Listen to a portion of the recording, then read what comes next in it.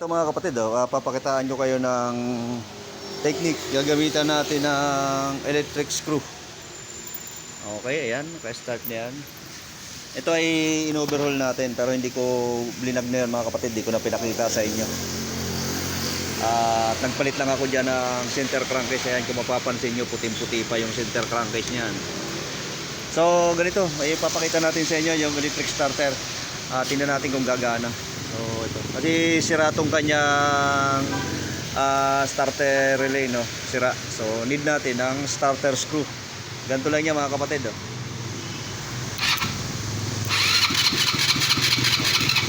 Yan yung start. Pero start natin para mas maganda.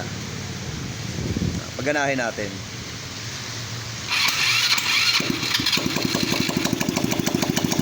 Alright.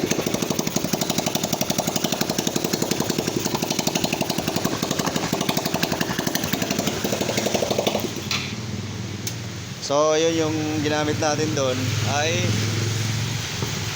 electric screw. Ayan. Hindi electric switch.